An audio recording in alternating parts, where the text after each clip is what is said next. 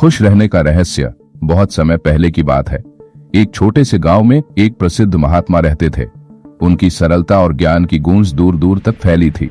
लोग अपनी परेशानियों और दुखों का समाधान पाने के लिए उनके पास आते थे। एक सवाल जो सबकी जिंदगी बदल सकता था। एक दिन गांव का एक युवक भारी मन से महात्मा के पास पहुंचा। उसकी आंखों में सवाल था जो शायद सभी के मन में कभी न कभी उठता है। गुरुदेव, युवक ने विनम्रता से पूछा, संसार में खुश रहने का रहस्य क्या है? महात्मा मुस्कुराए, पर कोई सीधा उत्तर नहीं दिया। उन्होंने धीरे से कहा, अगर तुम सच में इस सवाल का उत्तर चाहते हो तो मेरे साथ जंगल चलो। युवक थोड़ा हैरान हुआ, लेकिन वह महात्मा पर पूरी श्रद्धा रखता था। बिना कोई सवाल किए वह उनके साथ चल पड़ा। एक बोझ जो दिखता नहीं पर महसूस होता है।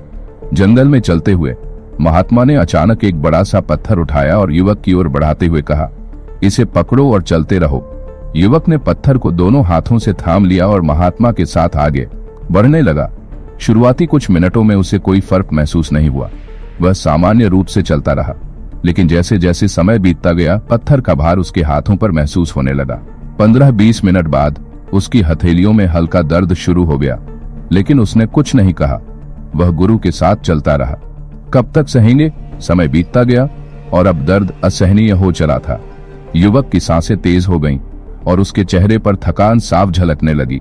आखिरकार उसने हांफते हुए कहा, गुरुदेव, यह पत्थर बहुत भारी हो गया है, मेरे हाथ दुख रहे हैं। महात्मा रुके, उसकी ओर देखा और शांति से बोले, तो इसे नीचे रख दो। युवक ने तुरंत पत्थर को जमीन पर गिरा दिया और एक गहरी सांस ली। एक पल में उसे हल्कापन महसूस हुआ, उत्तर जो जीवन बदल सकता था।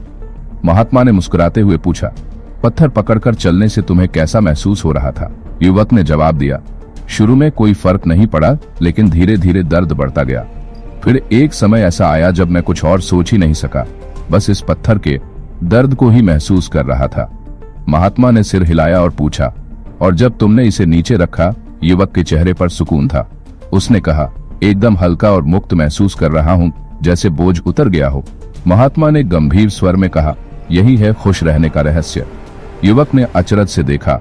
मैं समझा नहीं गुरुदेव, दुख रूपी पत्थर को कब तक उठाए रखोगे?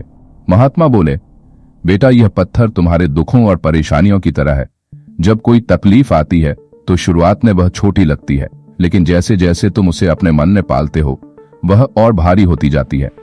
एक समय ऐसा आता है कि तुम्हारा पूरा ध्यान सिर्फ अपने दुख पर ही केंद्रित हो जाता है और तुम बाकी सब कुछ भूल जाते हो, अपने सपने, अपनी खुशियां, अपना लक्ष्य।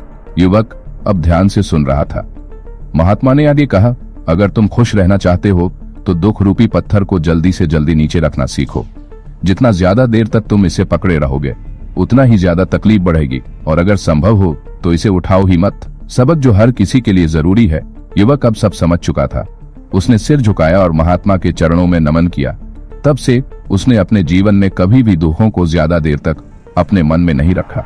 शिक्षा, दुख और तकलीफें जीवन का हिस्सा है, लेकिन उन्हें अपने साथ कब तक रखना है यह हमारे हाथ में है। अगर हम अपने दुख को पकड़ कर बैठे रहेंगे तो ये हमें अंदर से कमजोर बना देगा। खुश रहने के लिए हमें सीखना होगा कि कब अपने दुखों को जाने देना है और कब जीवन को नए सिरे से अपनाना है। तो क्या आप भी अपने दुख रूपी पत्थर को नीचे रखने के लिए तैयार हैं?